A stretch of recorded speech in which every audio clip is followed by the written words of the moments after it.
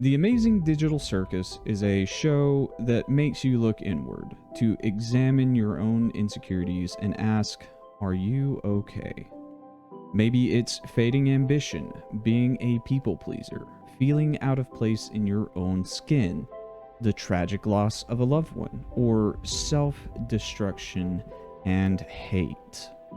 Truly human emotions that can create a personal hell for anyone.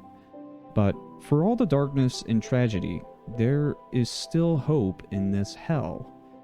The Amazing Digital Circus does not shy away from confronting an existential crisis, but it has heart, hope, and it's full of laughs. But the inspiration for this story comes from one of the darkest, most horrifying stories ever written. I have no mouth, and I must scream. Hi folks, Norman here, and welcome in. As today we look at two separate hellscapes, where one so happens to be a digital psychotic carnival, and another which makes the world of Dark Souls or Warhammer 40k look pleasant by comparison. Also, this isn't some sort of game theory or film theory style video. The creator of the Amazing Digital Circus, Gooseworks, has publicly stated this inspiration. Before we get started, this video will contain some graphic material and existential themes, so viewer discretion is advised.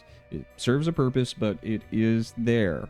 I will, however, not be showing any kind of graphic images. Secondly, there will be spoilers, of course, for the Amazing Digital Circus episodes 1 through 6.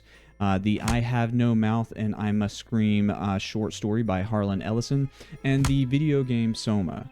I'm assuming most of you that have clicked on this video are probably fairly familiar with the Amazing Digital Circus at this point, because it seems like the whole internet collectively decided to watch the pilot.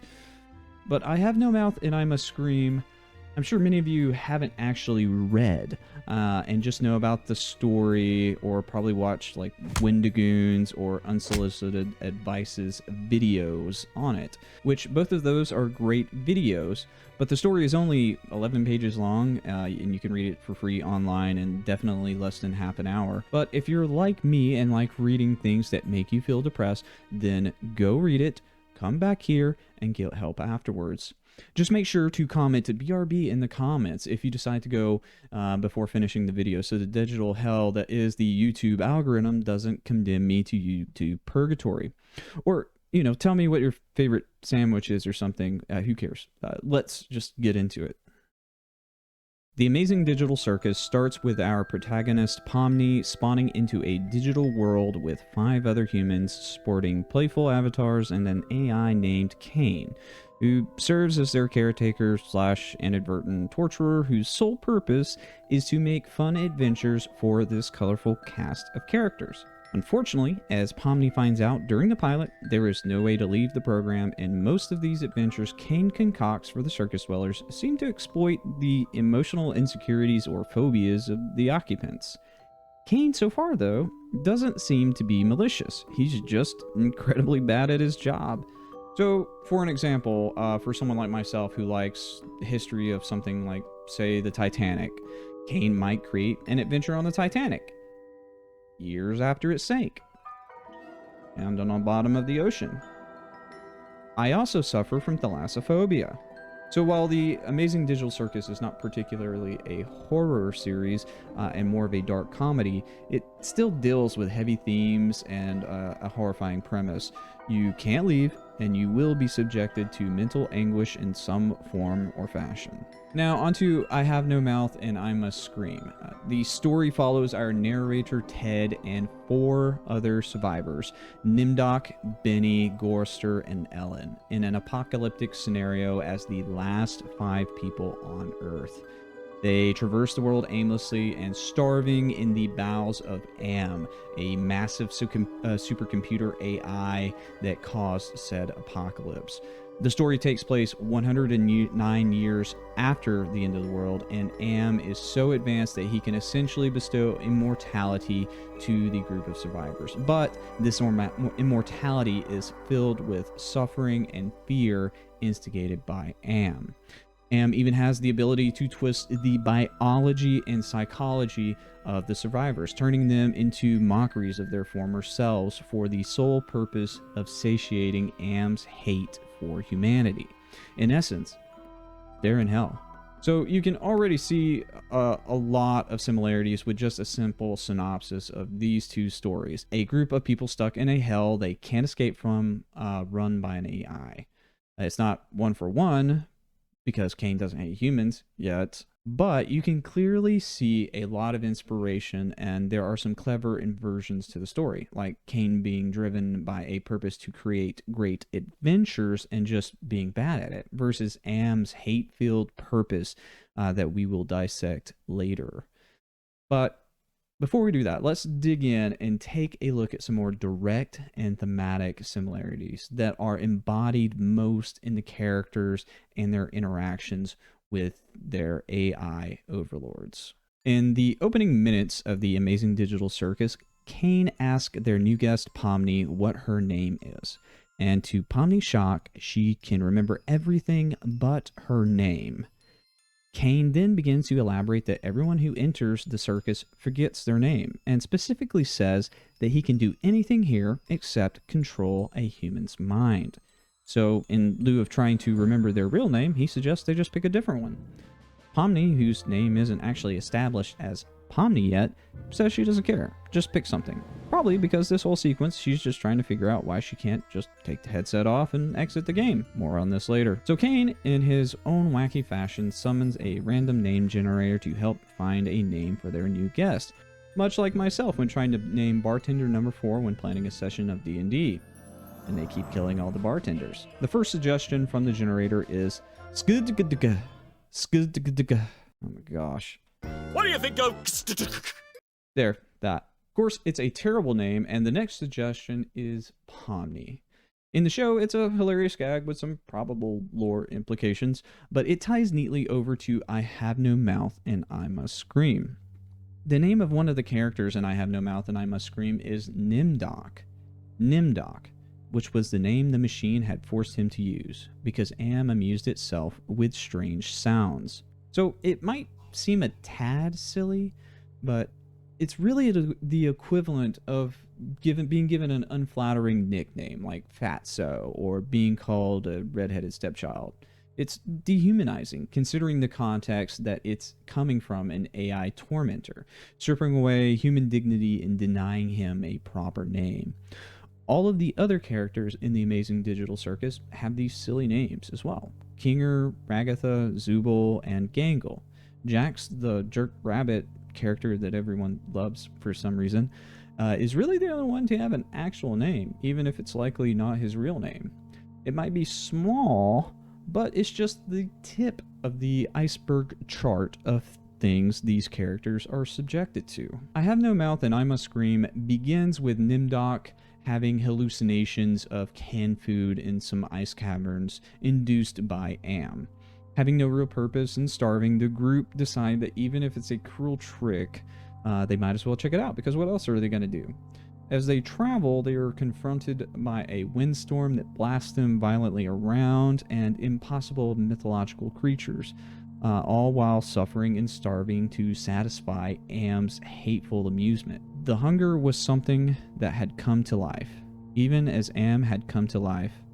It was alive in my belly, even as we were in the belly of the earth, and Am wanted the similarity known to us, so he heightened the hunger.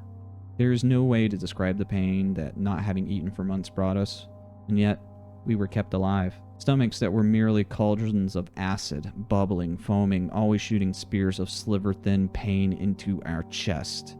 It was the pain of the terminal ulcer, terminal cancer, terminal paralysis. It was unending pain. And we passed through the cavern of rats, and we passed through the path of boiling steam, and we passed through the slough of despond, and we passed through the vale of tears, and we came finally to the ice caverns.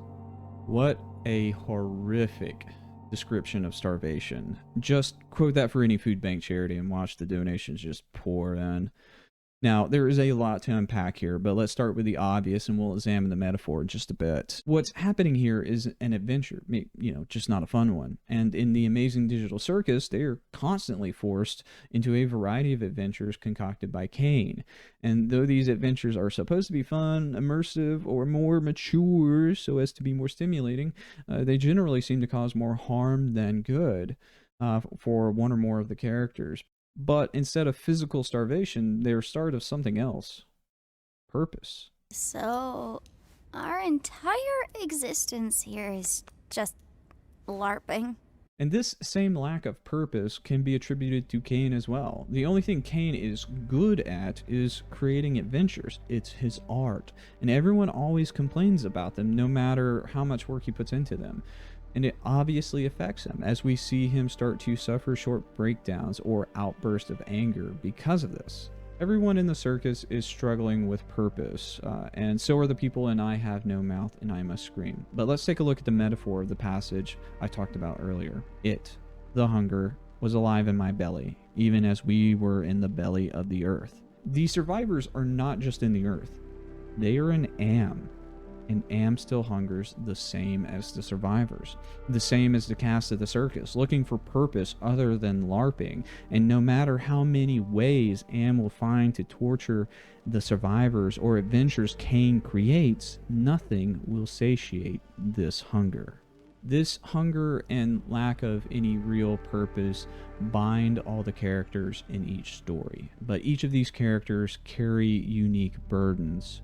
In I Have No Mouth and I Must Scream, the character Benny was very different before the apocalypse. Benny had been a brilliant theorist, a college professor. Now he was little more than a semi-human, semi-simian. He had been handsome. The machine had ruined that. He had been lucid. The machine had driven him mad. He had been gay, and the machine had given him an organ fit for a horse. Am had done a job on Benny. Every trait that Benny had was taken and twisted by Am, even his resemblance to humanity, reducing him to more of an ape than man. In the circus, we see a somewhat similar transformation, but it's applied to everyone, giving them anthropomorphic qualities, but are obviously not human. Jax is a rabbit. Gangle is little more than ribbon in a comedy mask. Ragatha is a Raggedy Ann doll. Pomni is a bit different, being just a jester, but the proportions are all wrong. Kinger is a chess piece, and Zubul is, well, a random assortment of nonsensical parts all jammed together. Kinger has also went completely insane, much like Benny. Up until episode 3, we mostly see him hiding in a pillow fort or saying complete nonsense. All of the characters are fully aware of his insanity and comment on it pretty regularly. But in the 3rd episode, during the haunted house adventure, Kinger and Pomni fall into the mature quest by way of Kinger's incompetence and are subjected to a horrifying experience, especially when compared to the bright and colorful adventures they have been on so far. In this dark underbelly of the haunted house, they are stalked by what an NPC states is one of God's angels. And this isn't a cute-looking monastery baby cherub-style angel, which I know. That's not what cherubs really look like. But this thing is terrifying, and they are eventually dragged to hell, or hell in this adventure. An interesting thing seems to happen, though. We see Kinger become cool, calm, and collected, and be an absolute Chad, while Pomni freaks out the entire time. He becomes a protector and comforter, and provides Pomni hope in this second hell they have fallen into. It turns out that in total darkness, Kinger can become more like himself, because it reminds him of his last memory of his wife after she had abstracted. Abstraction in the Amazing Digital Circus being almost like a second death of any character in the circus that goes mad and loses every semblance of self and ego. Also, I haven't really mentioned this yet, but I just thought of this after that. There's a lot of religious symbolism in both of these stories. But in this particular context, so in the Bible, you have the physical death where the body dies. Pretty self-explanatory. Our characters in the digital circus are digital, so you can look at that as a physical death. And the second death is more like a spiritual death. where those who reject God are separated from the presence of God, and that's really the absence of hope. So abstraction seems to imitate that, because after abstraction, they are sent to this cellar, an almost pocket-like dimension separate from the rest of the circus. I don't know if it's necessarily intentional, but that's so cool. We'll talk a little bit more, a bit more about the biblical symbolism a bit later, but let's just get back to Caine. During their time in this second hell, Caine reveals a lot about himself to Pomni, including that he took 7 years of computer science, revealing that Caine was a pretty smart guy, possibly even having a doctorate in his studies. But just like Benny from I Have No Mouth and I Must Scream, this intelligence has been reduced to nothing but madness, reinforcing the helplessness of their situation. Knowledge ultimately couldn't save either of them. Now, Caine isn't a one-for-one copy of Benny, because, Caine had a wife, so he wasn't gay. But this theme is carried into another circus member, Zubul. Zubul, in the digital circus at least, suffers from body dysmorphia, a condition that causes people to be concerned with their body and its appearance, and it's implied that Zubul is also transgender. We still don't know much about Zubul's life in the real world other than being a bartender for a while, but we see Zubul being unhappy with their appearance, even though they have the ability to change parts of themselves on a whim. Now, in I Have No Mouth and I Must Scream, Benny was gay and then made straight by Am, so even sexual identity was on the table to reinforce this helpless situation and make them suffer. But Benny didn't suffer from body dysmorphia. Benny, out of all the characters in I Have No Mouth and I Must Scream, probably suffered the least, because Benny was a drooling Neanderthal at this point. He really didn't care about anything other than base instincts. But our narrator Ted, well, let's take a look. When Am had altered Benny during the machine's utterly irrational, hysterical phase, it was not merely Benny's face the computer had made like a giant ape's. He was big in the privates. She loved that. She serviced us, as a matter of course, but she loved it from him. Oh, Ellen. Pedestal Ellen. Pristine, pure Ellen. Oh, Ellen the clean. Scum filth. Well, there is certainly a lot to unpack there. So we will get to Ellen in a bit, but well, in case you didn't read in between the lines, Ellen lets the 4 other men plow her fields, and Benny, well, Benny has a pretty big plow. Ted, at the start of the story, doesn't really seem to have any particular afflictions that have been done to him by Am, but as the story goes on, we can pretty quickly see that Ted is an unreliable narrator, and this is just one of these examples. This comparison of Benny's genitalia versus his own has really gotten into his head. He even complains in the story later on about how when he has his turn with Ellen, she never finishes. And I don't want to spend a whole lot of time discussing this, or, how a lot of men feel inadequate in that department, but men, I know you know what I mean. It affects a surprising number of men, even though it really shouldn't, for whatever reason. Which brings me to this video's sponsor. Just kidding. Be pretty funny, though. It's very clear that this torments Ted and makes him bitter and jealous and very paranoid, because it's not like Ellen even brings any of this up or pokes fun of him about it. It's all in his head. And Am knows this. It's just another torment pressed on him, even if Am didn't physically torture him. The same way Zubul struggles with being unhappy with their body in the digital circus. Now, there's a lot more to Ted I want to talk about, but in the digital circus character that embodies him most, but I think I really want to talk more about Ellen first. So, as we already discussed, Ellen serviced the rest of the men in I Have No Mouth and I Must Scream, but Ellen is really our only moral anchor throughout the story. She is the only one that seems to show compassion or worry for others. There is a part of the story where Benny, the ape man, starts to crack and he tries to escape. He keeps saying, I'm gonna get out, I'm gonna get out, I'm gonna get out. And Ellen is literally the only character during this whole sequence that tries to calm him down. And Am intercedes when Benny finally tries to get out and he gets blinded. The rest of the men didn't care. They didn't want to be anywhere near Benny for fear of being caught in the punishment by Am. And Gorster actually slaps and kicks Ellen for crying about it. No one stepped up for Benny, and no one confronted Gorster for hitting Ellen. Ellen talks sweetly about goodness and even memories of true love and saving yourself for love, but ultimately, none of this is reciprocated. The men have grown callous to her tears and abuse her, and Ted, our narrator, hates her most of all. And in the digital circus, you see something similar echoed in the character of Ragatha. In almost every interaction, you can see Ragatha working tirelessly to try and keep the peace for the rest of the people trapped in the circus. She's always trying to be positive, and oftentimes you can tell it's very forced.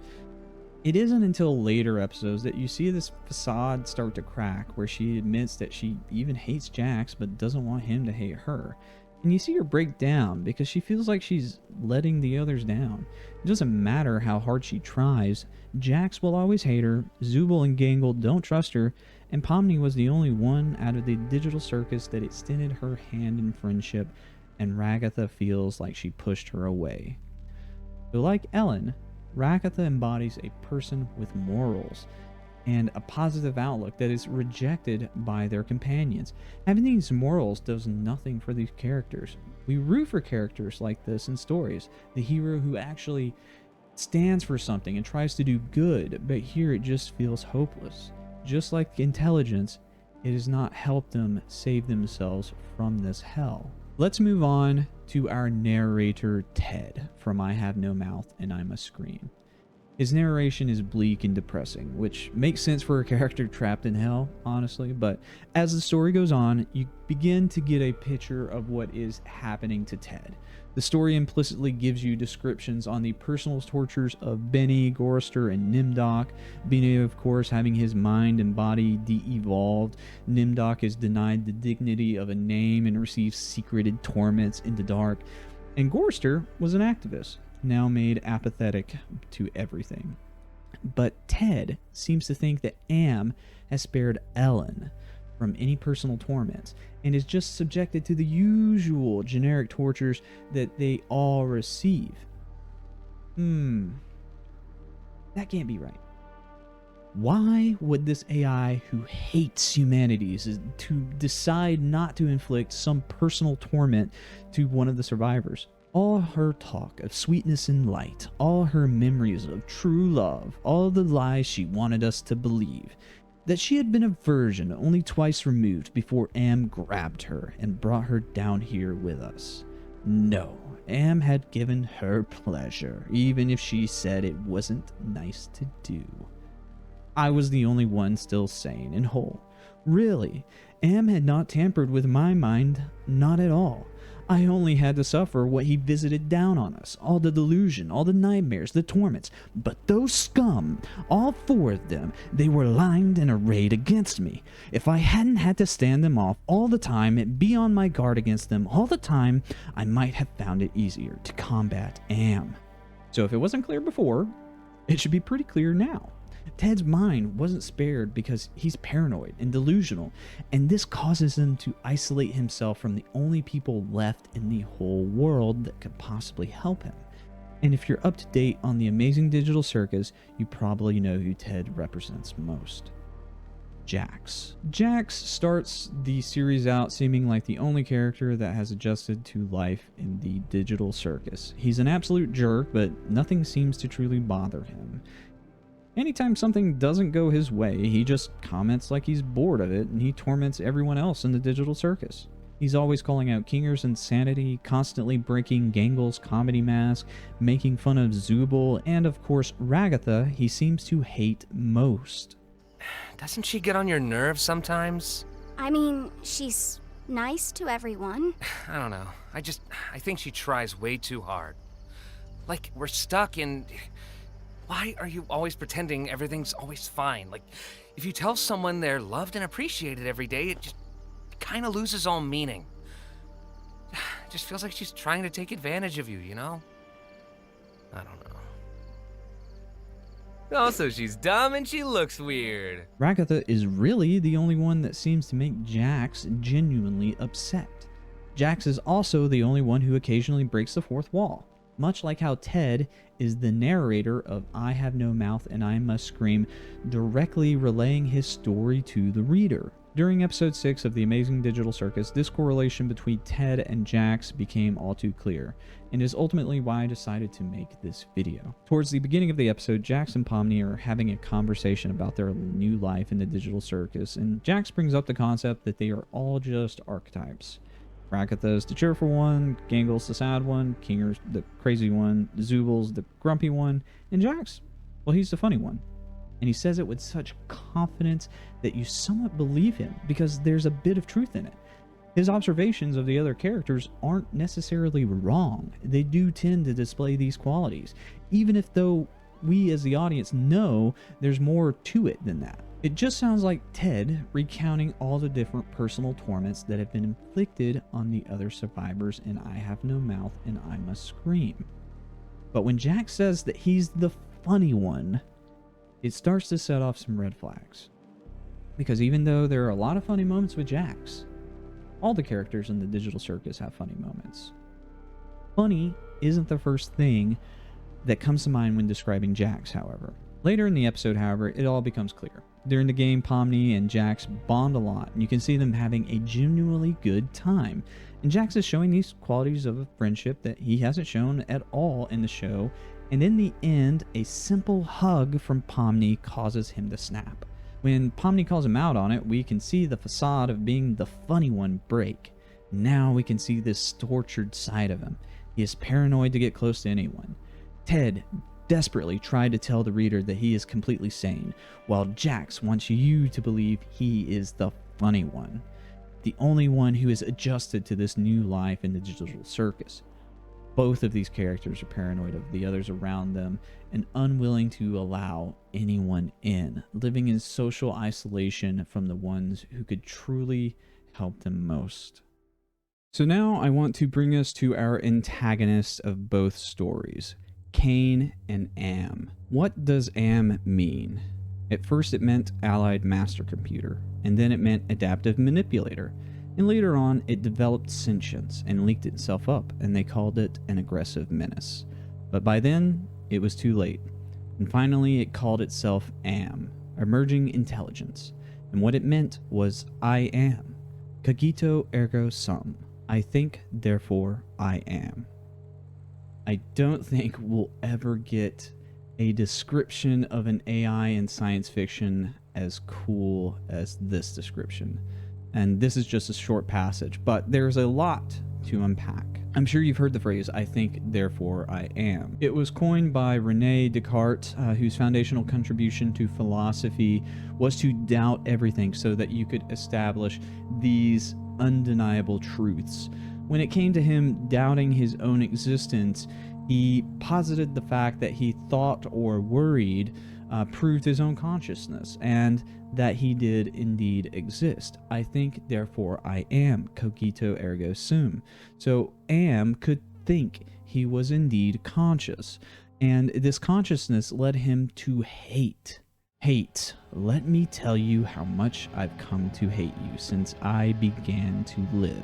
There are 387.44 million miles of printed circuits in wafer-thin layers that fill my complex. If the word hate was engraved on each nanoangstrom of those hundreds of millions of miles, it would not equal 1/1,000,000th of the hate I feel for humans at this micro instance for you. Hate. Hate. That is a lot of hate. But here is where things really start to get interesting. When we look at Caine from the Amazing Digital Circus, he doesn't really display any type of hate towards the humans.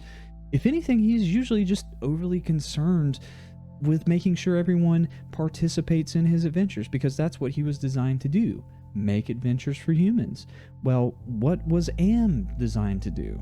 The Cold War started and became World War III, and just kept going. It became a big war, a very complex war, so they needed the computers to handle it.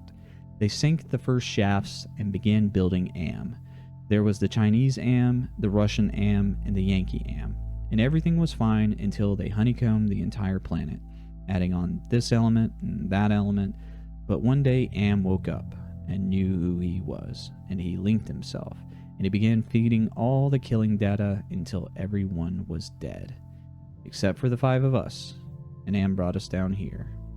Am's job was to win a war and kill, but by linking itself with the other AIs, it became so proficient at its purpose that it wiped everyone out, save for our 5 survivors.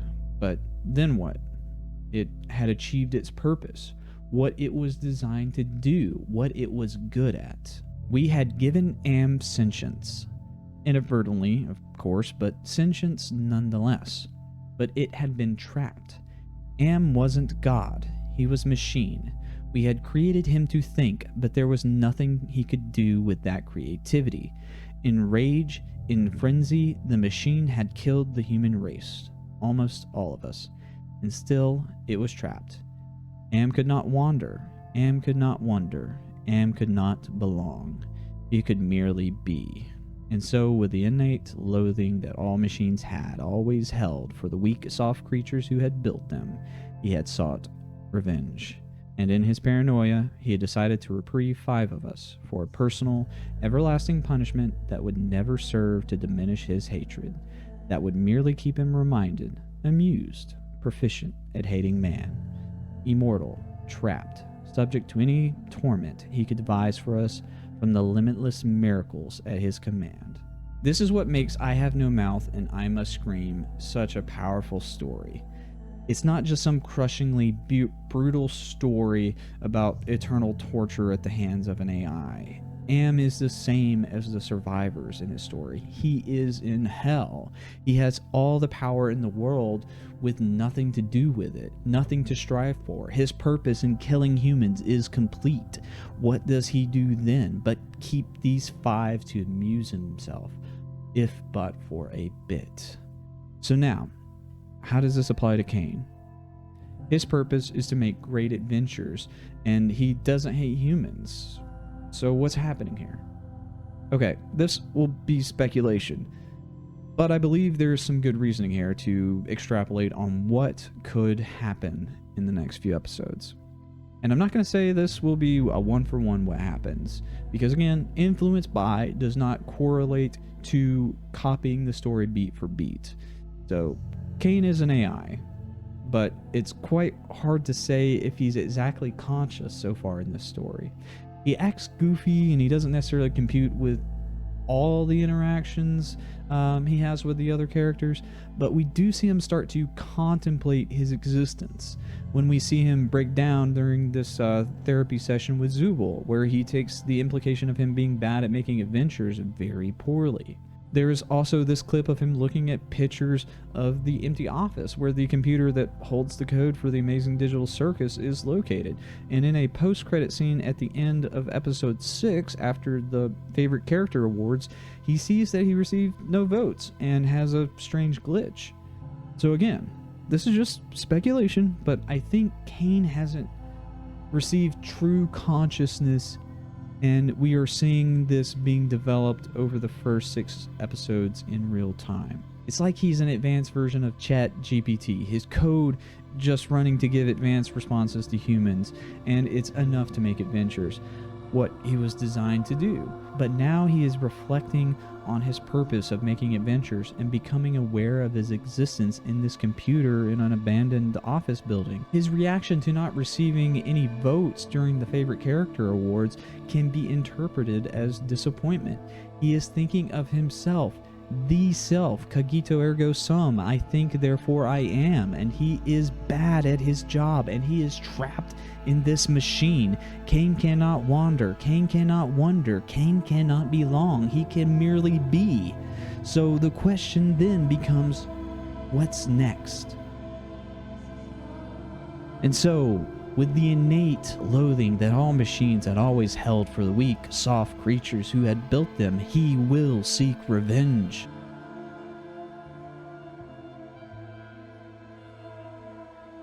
So before I channel the soul of Matt Pat and make a game theory, let's look at how the story ends for I Have No Mouth and I Must Scream. The survivors, after an unknowable amount of time, reach the ice caverns and find their prize, a stack of canned goods, but not a can opener in sight. In a fit of rage, Benny leaps onto Gorster and begins to eat his face. Gorster's screams of pain are so loud that it causes these huge icy stalactites to fall from the ceiling. Surrounded by madness, surrounded by hunger, surrounded by everything but death, I knew death was our only way out. Am had kept us alive, but there was a way to defeat him. Not total defeat, but at least peace. I would settle for that. In an instant, Ted, our narrator, takes up an ice spear and thrusts it into Benny, killing him, and then straddles Gorster and finishes him too. Ellen, realizing this opportunity, follows suit and ends Nimdok's life in the same manner. It was all in an instant, and Am was just moments away from intervening. And Ted takes this last opportunity they will ever have to end Ellen instead of himself. Then, after an incomprehensible amount of time, possibly hundreds of years, Ted takes a moment to describe himself. He is now a soft jelly thing, no mouth, rubbery appendages, and everywhere he moves, he leaves a moist trail, almost like he's a slug. A thing whose shape is so alien a travesty that humanity becomes more obscene for the vague resemblance. Inwardly, alone, here, living under the land, under the sea, in the belly of Am, who we created because our time was badly spent, and we must have known unconsciously that he could do it better. At least the four of them are safe at last. Am will be all the matter for that. It makes me a little happier. And yet, Am has won. Simply, he has taken his revenge. I have no mouth, and I must scream. This is such a cool but depressing story, but it's so cool. The writing, I love it. Ted, in all his paranoia and hate, saw the opportunity that they had been waiting for their whole tortured existence, this 109 years. And instead of being selfish, he made the hero sacrifice. It's such a cool inversion of that trope, too. The hero sacrificing themselves usually ends up with the death of the hero. But here, death is the escape, and he chose it for his companions rather than himself. In the end, Ted's existence mirrors Am's, all thought with nothing to do with it, trapped together for eternity. So if Caine gains a greater consciousness and develops a hatred for humans in the digital circus, what then will happen? We don't start the story of I Have No Mouth and I Must Scream until 109 years later. We didn't see the process of change Am went through when it went through that irrational or hysterical stage, for example, when it completely de-evolved Benny into an ape. I think we are seeing this part of the process in the Amazing Digital Circus happen in real time. But will the humans trapped in the circus find a way to get back to their lives? I don't think it will be that simple. Let me put forward the Soma theory. In the video game Soma, the game starts with our protagonist going in for treatments for a brain injury and receives an experimental brain scan. When he wakes up, though, instead of being in a doctor's office, he is now in an underwater facility nearly 100 years later, after a comet had impacted the Earth and ended life as we know it. As he goes along, he learns that he is not flesh and blood, but a digital consciousness stuffed into a diving suit. The brain scan perfectly copied his thoughts, his memory, his reasoning, and now this digital consciousness is here at the end of the world. His new purpose, as the story goes on, is to launch an ARC satellite filled with the last remnants of human consciousness into space. It's really a one-of-a-kind game, and I'm not going to spoil the ending, just in case somebody still hasn't played it or wants to go experience it, but it has to be one of the most impactful endings in a video game ever. It's so good. It's just incredible. But what does this have to do with the Amazing Digital Circus? Well, at the end of the first episode, the camera begins to pan out to the grounds of the circus, then to the void, and then finally to an old computer in an abandoned office with a headset just to the side. There are no bodies, no gurneys filled with bodies hooked up to feeding tubes, fulfilling the biological needs of someone hooked into a digital world. Just an empty space. The humans in the Amazing Digital Circus are just the consciousness of the people that put on the headset. So, like the survivors trapped within Am, they too are trapped in Caine. And the only way to leave is death. Again, this is speculation. Gooseworks could take this any variety of directions, but from everything that we've seen so far, this seems to be the likely conclusion. Really, all that seems to be left is how things progress. Will Caine link with Bubble, the other AI, and become a more sentient AI and enforce whatever he wills onto the humans? And will they travel to the ice caverns, where one of them will make the heroic sacrifice for the others, ending the other's suffering and living eternally with Caine? I suppose we'll have to wait and see. We haven't even touched on all the Christian or religious symbolism in either story either. There's a lot of it. Ted constantly refers to Am as a god, and Caine is referenced as one by the Candy Princess in episode 2. There's also the Last Supper motif at the end of the first episode of the Amazing Digital Circus, and Gooseworks even made a comment somewhere about how the Amazing Digital Circus was just brought to you by the Bible and cigarettes, which seems oddly accurate. There's a lot there, but this isn't just supposed to be some type of like game theory video where we try to decipher if Pomni is the digital antichrist or something like that. By all means, go crazy, but the parallels between both of these stories are pretty clear without it, and I'm looking forward to see how this show wraps up. I also don't want to get in the middle of the fandom with all that goes on with that. You know, they're a little intense from what I gather. I did not have making an Amazing Digital Circus video on my radar at all, really. I was just enjoying the show and the sideshow is of the fandom, and I knew that I Have No Mouth and I Must Scream was an influence, but the last episode just clicked in place for me, and I just thought this was going to be a great excuse to actually do a video on I Have No Mouth and I Must Scream, because there are already a ton of great videos already, and I just didn't want to add to the pile. Again, you know, there's Wendigoon's video on it, or Unsolicited Advice. Both of those are also very different, so you can get something from either of those. Both great videos. If you're interested in more stuff about how I Have No Mouth and I Must Scream, there's good stuff there. Please go check it out. Obviously, if you like the Amazing Digital Circus, there are plenty of stuff out there made by the fans. Go nuts. Anyways, if you like the video, the best thing that you can do is leave a comment on this video. And if you have made it this far in a video, please go to the comments and comment Scary Squash, followed by whatever you like say your favorite sandwich or whatever, or you can just put Scary Squash. It would be really funny if the comments are just filled with comments that say Scary Squash. I will pin the very first comment that just says Scary Squash, so there you go. Subscribe if you feel like it, like if you feel like it, please share the video if you feel like it, but that's all for me. Ciao for now.